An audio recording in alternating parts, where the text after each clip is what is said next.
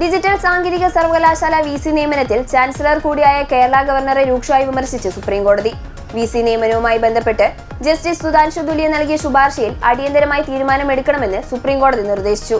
Justice Dhulia നൽകിയത് വെറും കടലാസല്ലെന്നും സുപ്രീംകോടതിയിൽ നിന്ന് വിരമിച്ച ജഡ്ജി നൽകിയ ശുപാർശയാണെന്നും ചാൻസലറെ സുപ്രീംകോടതി ഓർമ്മിപ്പിച്ചു.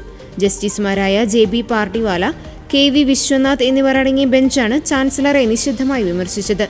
ഡിജിറ്റൽ സാങ്കേതിക സർവകലാശാല വൈസ് ചാൻസലർ നിയമവുമായി ബന്ധപ്പെട്ട പാനൽ ജസ്റ്റിസ് സുധാൻഷു ദുലിയ മുഖ്യമന്ത്രിക്ക് കൈമാറിയിരുന്നു. ഈ പാനൽ മുഖ്യമന്ത്രി ചാൻസലർക്ക് കൈമാറിയെങ്കിലും അദ്ദേഹം തീരുമാനമെടുക്കുന്നില്ലെന്ന് സംസ്ഥാന സർക്കാരിനു വേണ്ടി ഹാജരായ സീനിയർ അഭിഭാഷകൻ Jaideep Gupta, standing counsel CK Sasi, അഭിഭാഷക മീന K പൗലോസ് എന്നിവർ കോടതിയിൽ ആരോപിച്ചു.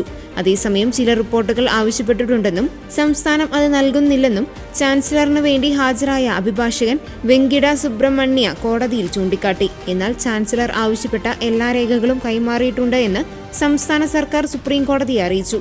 തുടർന്നാണ് എന്ത് റിപ്പോർട്ടാണ് ചാൻസലർക്ക് ഇനി ആവശ്യമെന്ന് ജസ്റ്റിസ് JB പാർട്ടിവാല ആരാഞ്ഞത്. സർക്കാരിന്റെയും ചാൻസലറുടെയും സമ്മതത്തോടെയാണ് ജസ്റ്റിസ് പാർട്ടിവാല സമിതി രൂപീകരിച്ചതെന്ന് സുപ്രീംകോടതി ചൂണ്ടിക്കാട്ടി. സുപ്രീംകോടതിയിൽ നിന്ന് വിരമിച്ച ജഡ്ജി നൽകുന്ന ശുപാർശ വെറും കടലാസ് കഷ്ണമല്ലെന്നും ജസ്റ്റിസ് പാർട്ടിവാല പറഞ്ഞു. സമിതി ശുപാർശ ചെയ്ത പേരുകൾ ഒഴിവാക്കിയാണ് മുഖ്യമന്ത്രി ഫയൽ ചാൻസലർക്ക് കൈമാറിയതെന്ന് അദ്ദേഹത്തിന്റെ അഭിഭാഷകൻ കോടതിയിൽ പറഞ്ഞു. എന്നാൽ ഒരു വിശദീകരണവും കേൾക്കേണ്ടതില്ലെന്നും ചാൻസലർ അടിയന്തരമായി തീരുമാനം എടുക്കണമെന്നും സുപ്രീംകോടതി നിർദ്ദേശിച്ചു. തീരുമാനത്തിൽ തെറ്റുണ്ടോ എന്നത് താനടങ്ങുന്ന ബെഞ്ചാണ് പരിശോധിക്കേണ്ടതെന്നും സുപ്രീംകോടതി വ്യക്തമാക്കി. ഹർജി അടുത്ത ആഴ്ച പരിഗണിക്കുമെന്നും സുപ്രീംകോടതി അറിയിച്ചു.